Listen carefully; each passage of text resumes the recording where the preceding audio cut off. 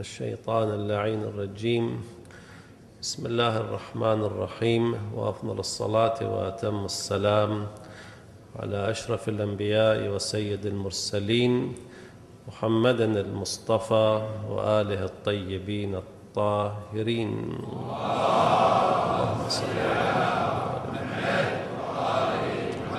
السلام عليك يا سيدي ويا مولاي يا أبا صالح المهدي. السلام عليك وعلى آبائك الطيبين. هذا يوم الجمعة وهو يومك وباسمك، وأنا فيه ضيفك وجارك، فأضفني وأجرني فإنك تحب الضيافة والإجارة. السلام عليكم إخواني أخواتي جميعا ورحمة الله وبركاته، وأعظم الله لكم الأجر بمصابنا ومصابكم في أمير المؤمنين وسيد الوصيين وقائد الغر المحجلين إلى جنات النعيم. حديثنا في هذا اليوم المبارك أيضا إعداد واستعداد لدرك ليالي القدر، ليلة القدر الكبرى كما يحب الله ويرضى. بالنسبة إلى ليلة القدر هناك يبدو ما يمكن أن يعبر عنه بتعمد الإبهام، ليعمل الإنسان في هذه الليالي بأقصى طاقته. وهنا أحب أن أشير إلى حقيقة، هذه الحقيقة هي حلوة مرة من زاوية، حقيقة حلوة ولكنها من زاوية أيضا حقيقة مرة. الكثيرون أحيوا ليالي القدر الحمد لله، البعض من أول الإفطار إلى سلام هي حتى مطلع الفجر يتقلب من طاعة إلى طاعة، صام نهاره قام ليله بين دعاء صلاة قراءة للقرآن الكريم حتى مطلع الفجر. ونحن عندما كنا نمر على قوله تعالى كانوا قليلا من الليل ما يهجعون، كنا نقول هل يمكن هذا؟ أصحاب النبي هكذا كانوا. العارف الفلاني كان يقوم الليل كله، أنت اتفاقا قمت الليل كله. ما هي الحقيقة الحلوة؟ أنه نحن عندنا قدرات وعندنا طاقات. شبهت الطاقات التي عندنا بمخازن النفط التي كانت موجودة تحت الأرض آلاف السنين إن لم تكن ملايين، ولكن البشر لم يستخرج هذا إلا في السنوات الأخيرة. آبار مقفلة مغطاة بالصخور والتراب، كلنا نمتلك هذا المخزون العميق، له طاقات ولكنه جمد طاقته. بعض الناس مصاب بتوهم الشلل، هو ليس بمشلول، هو من أقوى الأقوياء، ولكن النفس الشيطان الناس لا أدري لقنوه أنك أنت مشلول. ولكن في ليلة القدر الأجواء العامة، التوفيقات الإلهية، وهو المهم. أنا أعتقد اعتقادا راجحا أن هناك تدخل إلهي في ليلة القدر، وإلا هذا الصبي الذي لا يعلم دون البلوغ شأنه اللعب، لماذا في ليلة القدر يحيي الليل كالكبار؟ أنا أعتقد أن هناك الذي جعل ليلة القدر خيرا من 1000 شهر، تصرف في قلوب الناس دفعهم إلى النجاة. حقيقة إخواني في ليلة القدر رب العالمين يفتح الأبواب كما يقال على مصراعيها ليدخل من يدخل في رضوانه. إذن هذه حقيقة حلوة. وأما كونها مرة، أنه لماذا نغلق آبار النفط عندنا بعد ليال؟ هل رأيتم دولة تستخرج بئرا نفطيا ثريا تستخرج منه في 3 أيام ثم تغلقه إلى سنة قادمة. رب العالمين أعطاك عينة، قال أنت بإمكانك أن تكون قويا في العبادة، لماذا لا نكمل المسيرة؟ طبعا نحن لا نتوقع أن نكون كليلة القدر طوال العام، وللعلم إخواني أئمة أهل البيت كل ليلة عندهم كليلة القدر، وهم عشقهم لذتهم في العبادة.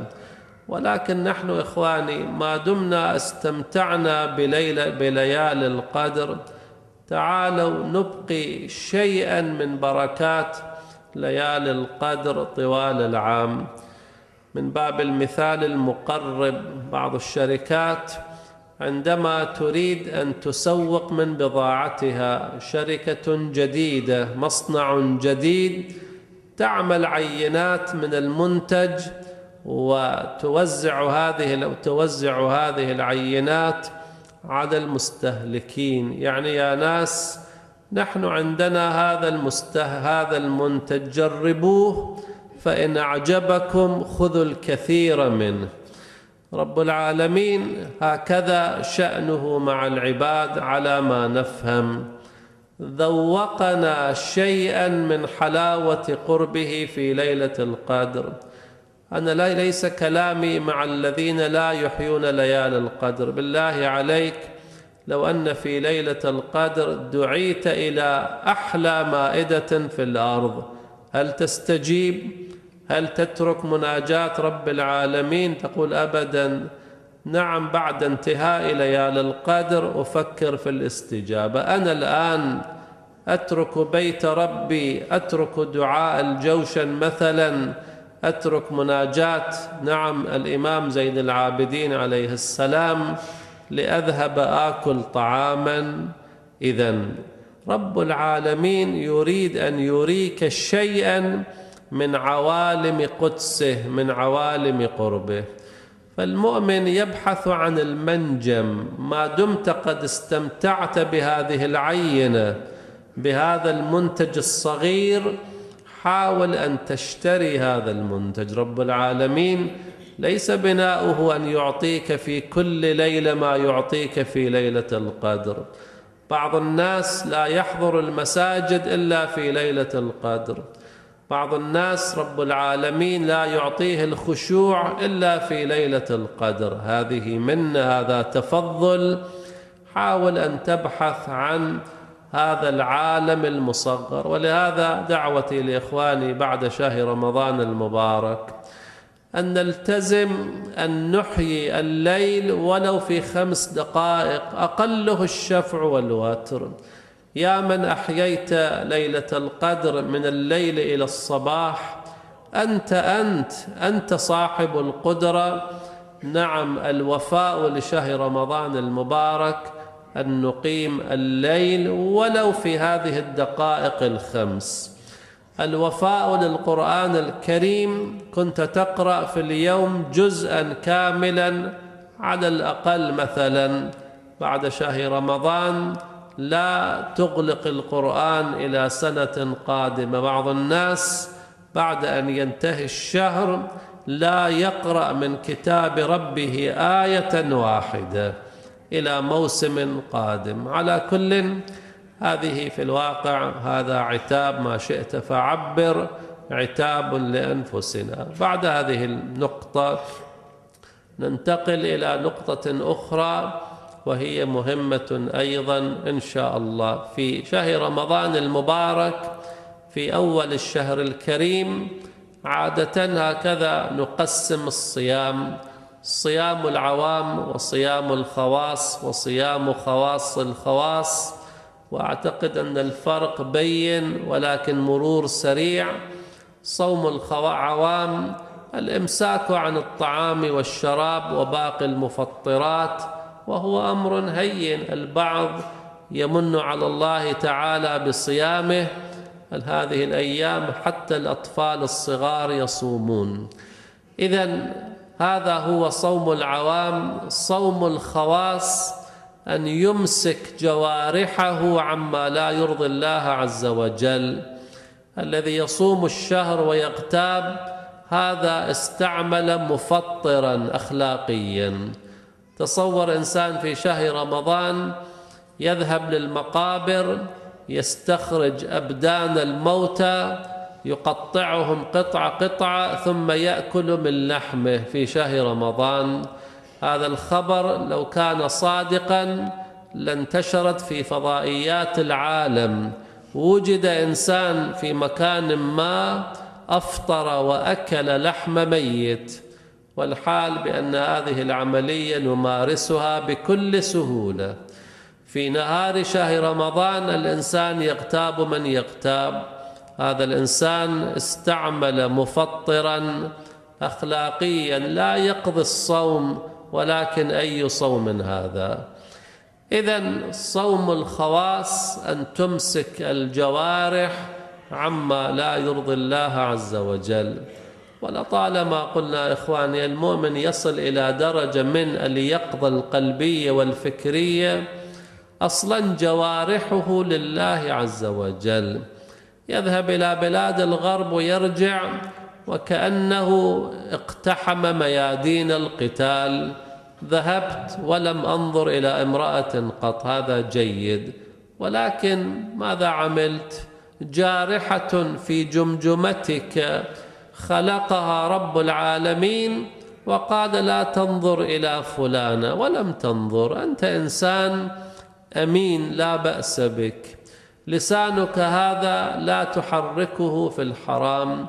إذن المؤمن يصل إلى درجة حقيقة لا يرى منة على الله ورسوله، بل الله يمن عليكم أن هداكم للإيمان. إذن هذا صوم الخواص.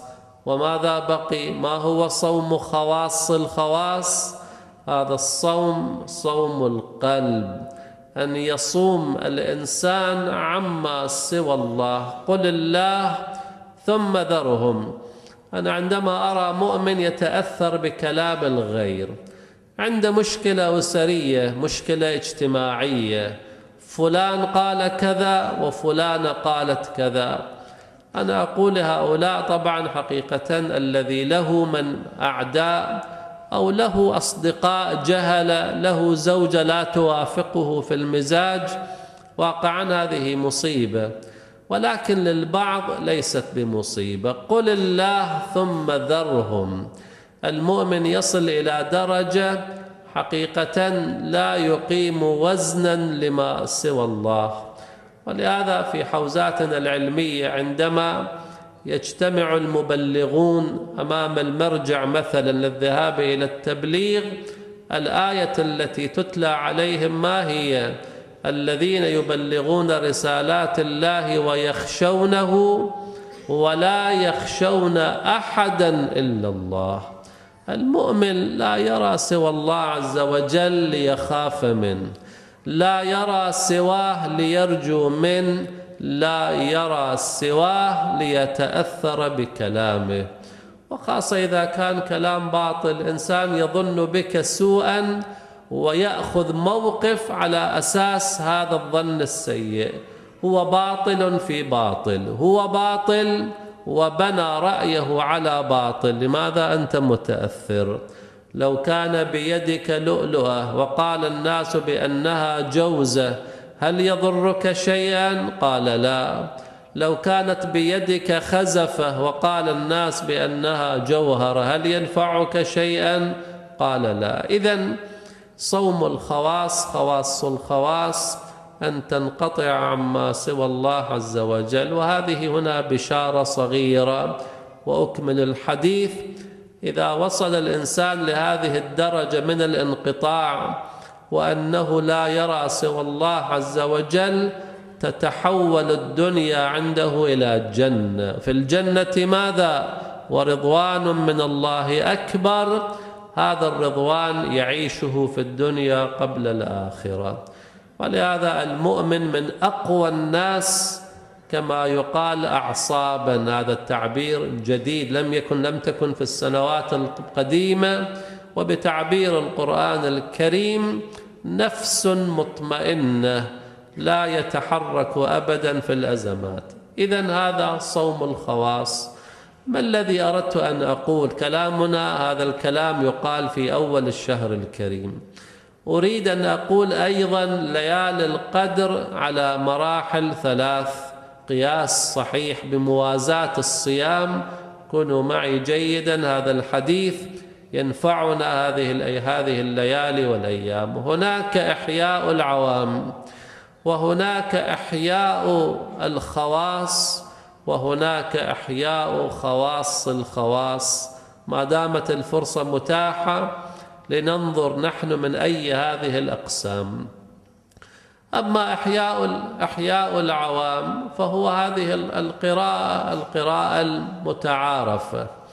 ونحن طالما قلنا من هذا المكان الشريف وغيره فرقوا بين قراءة الدعاء وبين الدعاء. الدعاء عملية باطنية، طلب باطني، وقد يكون بلا لفظ أبدا.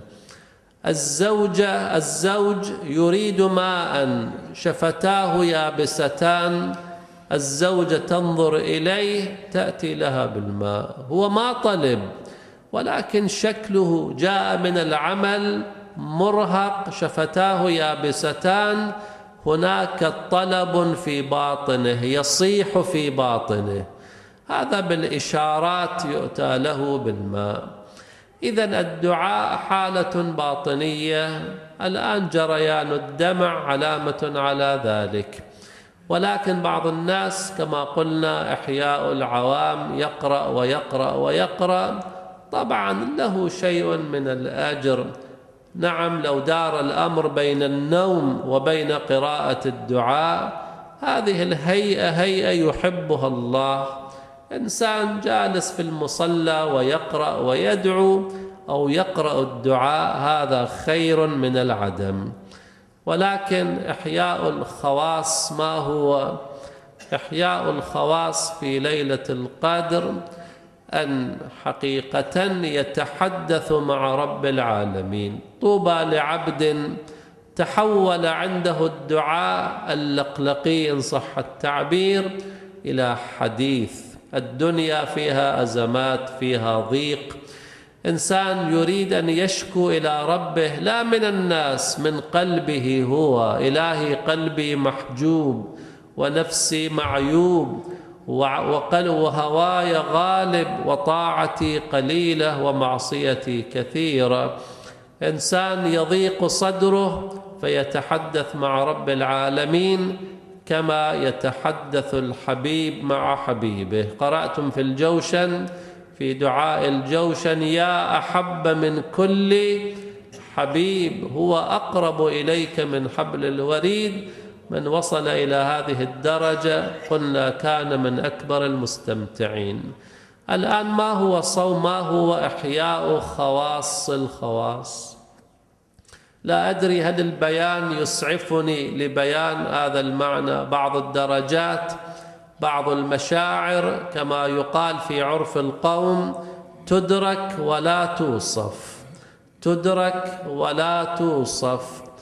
في ليلة القدر، ليلة المقدرات، البعض يصل إلى درجة حقيقة يسلم نفسه لله عز وجل. هو يدعو من باب الوظيفة، ولكن حقيقة الآن الآية التي تصور هذه الحالة: إذا وصلت إلى الحطيم، إلى ميزاب البيت، إلى حائر الحسين عليه السلام، الهج بهذا الدعاء. هو دعاء عظيم، لا أدري هل يستجاب أم لا، لأن هذا الدعاء استجيب في حق الكليم موسى عليه السلام، كليم الله. ما هذا الدعاء؟ نريد أن نحوم حول إحياء خواص الخواص.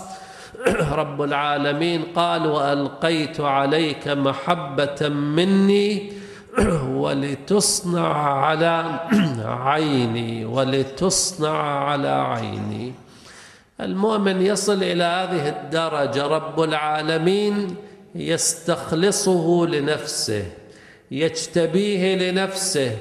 نعم رب العالمين يديره من يد إلى يد، من حال إلى حال، يتولى شؤونه كلها، الأمور كلها بيد مولاه.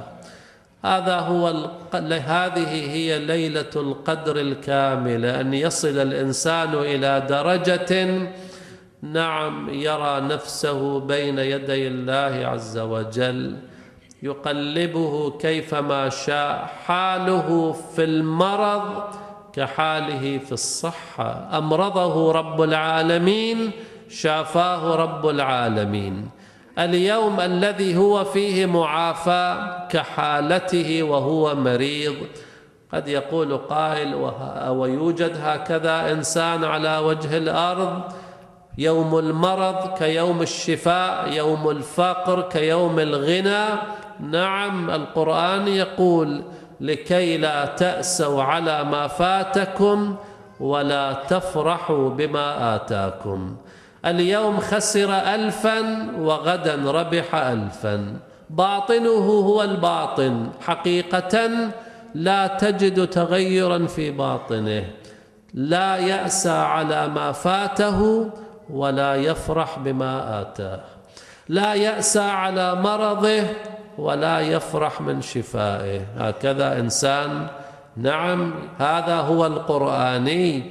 بعض القضايا، بعض الحقائق، بعض المراتب البعض يظنها أنها من مقامات الأنبياء والمرسلين، وهذه آية في القرآن نطالب بها جميعا. طبعا الذي يعيش هذا الإحساس عمل قبل ذلك. وصلنا إلى ختام الحديث، حديثنا في الفقرات الأخيرة من حديث هذا اليوم كما يقال حديث استراتيجي مهم.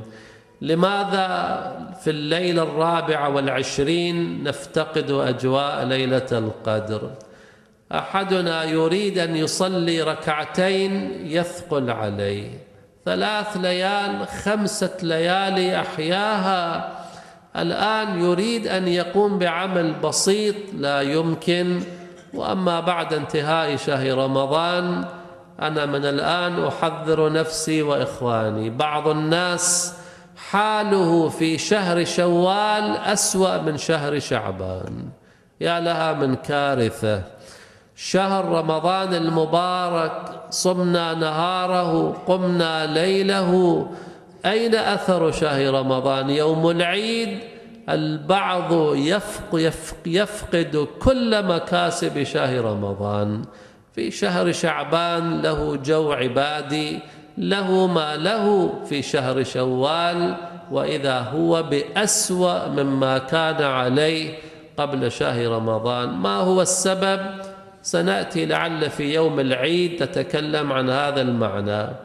البعض يقول لا تخوفنا كثيرا، بشرنا. بما نبشر؟ واقعا لولا فضل الله عز وجل لكنا من الهالكين. أرجع وأقول هذه مقبلات للفكرة الأخيرة في حديثنا هذا اليوم.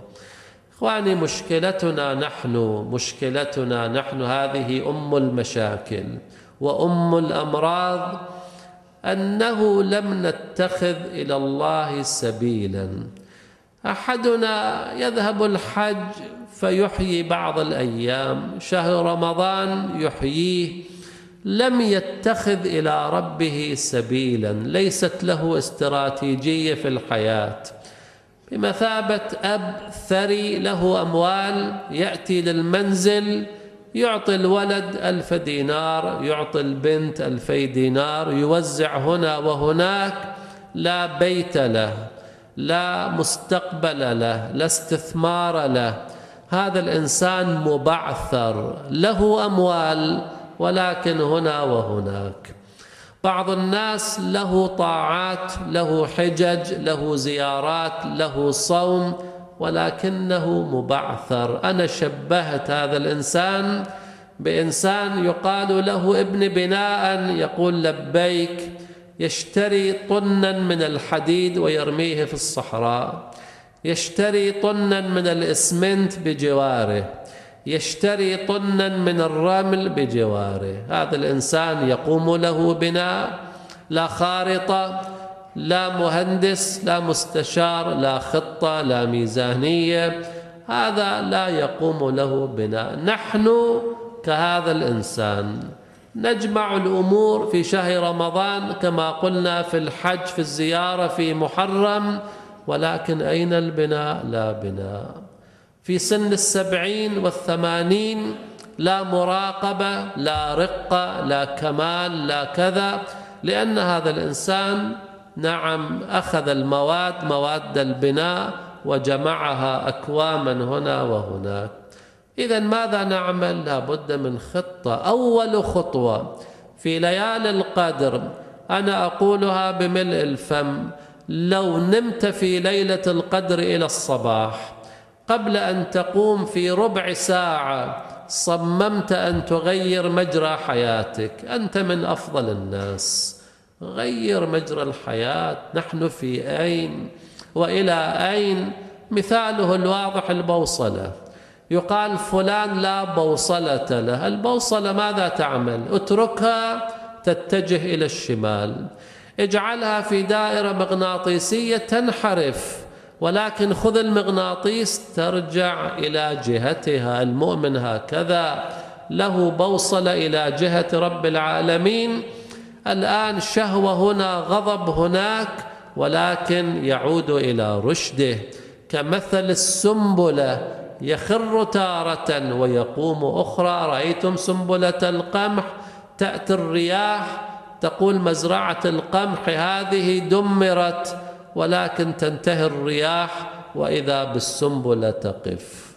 نعم، المؤمن مثله كالبوصلة وكالسنبلة. اتخذ استراتيجية في الحياة. الآن ماذا نعمل؟ نأخذ دورات، نذهب للحوزات. ماذا نعمل؟ كلمة واحدة: كن لله عبدا. لا تقدم خطوة ولا تؤخر. قل يا رب رضاك في أي شيء. ترضى عني أقدم، لا ترضى أحجم. انتهى الأمر. إلا ليعبدون. وما خلقت الجن والإنس إلا ليعبدون. لا رطب ولا يابس إلا في كتاب. نحن كل ما نقول من شيء وإذا بآية كلمة الفصل: وما خلقت الجن والإنس إلا ليعبدون. وقوام العبادة المراقبة والمحاسبة. يتفق نعم لأتكلم على زملائي، على أنفسنا، نحن المتصدين لخدمة الدين. أسمع عن فلان عالم أنه عالم كبير، عالم له كرامات، له بعض المقامات، يتفق أن نسافر معه، نجلس معه في مجلس، تراه يكثر الكلام، يثرثر يمين شمال، رطب يابس. أقول لا، ليس هذا هو الذي نبحث عنه، لأن هذا الإنسان لا يراقب قوله. ما دام هو غير مراقب انتهى الأمر. هذا لا يؤخذ قدوة. ما دام يتكلم في كل شيء وينظر إلى كل شيء، ولو الحلال، ليس الكلام في الحرام، في الحلال، هذا الإنسان غير متميز. مؤمن تصلي خلفه لا بأس، ولكن لا تتخذه قدوة لك. إذن الاستراتيجية ماذا؟ أن نتحول إلى عبيد بكل ما تحمله الكلمة من معنى. ومن نوى ذلك في ليالي القدر إن شاء الله نعزم على أن نغير مجرى الحياة من بعد شهر رمضان هذا. نعزم على أن نكون عبيد في كل تقلبات حياتنا. ورب العالمين إذا رأى منك بالصدق أخذ بيدك. اللهم أعنا على أنفسنا بما تعين به الصالحين على أنفسهم. يوم أمير المؤمنين، لا ننسى اليوم، يوم أصبنا بإمامنا صلوات الله وسلامه عليه. حقيقة المؤمن في ليلة 19 وفي الليلة 21 يعيش حالة اليتم. فجعنا في مثل هذا اليوم بفقد إمامنا صلوات الله وسلامه عليه. في شهر رمضان المبارك حتى قراءة المقتل والمصيبة احتياطا الإنسان ينقلها من مصادرها لأنه حديث عن المعصوم. أنقل لكم ما ذكره المجلسي في كتابه. ثم تزايد إشارات تكفي انكسار القلب ولو لحظات تكفينا هذا اليوم. ثم تزايد ولوج السم في جسده الشريف، ذلك البدن الذي كان حما لرسول الله في أحد. ماذا جرى على بدن أمير المؤمنين حتى نظرنا إلى قدميه وقد احمرتا جميعا. السم أخذ يأخذ أثره فكبر ذلك علينا وأيسنا منه. ثم أصبح الإمام ثقيلا، الميت في ساعة الموت يثقل لحظة فلحظة. علي عليه السلام أصبح ثقيلا، دخل الناس عليه، عرضنا عليه المأكول والمشروب فأبى أن يشرب، أبى أن يأكل. علي ما له والآكل. نظرنا إلى شفتيه وهما يختلجان بذكر الله، يذكر ربه، لا يأكل طعاما ولا شرابا. وجعل جبينه يترشح عرقا وهو يمسح بيده. قلت يا أبت أراك تمسح جبينك. قال يا بني إني سمعت جدك رسول الله يقول أن المؤمن إذا نزل به الموت ودنت وفاته عرق جبينه وصار كاللؤلؤ الرطب وسكن أنينه. ثم قال يا أبا عبد الله ويا عون. ثم نادى أولادهم كلهم وجعل يودعهم ويقول الله خليفتي عليكم. يا ليتنا كنا نرى هذا المنظر، علي مسجى وهو ثقيل وهو يقول الله خليفتي عليكم، استودعكم الله، استودعكم الله، وهم يبكون. نعم إمامنا صلوات الله وسلامه عليه، نعم، وإذا به صلوات الله وسلامه عليه يقضي نحبا. صرخت زينب بنت علي وأم كلثوم، ارتفعت الصيحة، علم أهل الكوفة أن أمير المؤمنين عليه السلام قد قبض.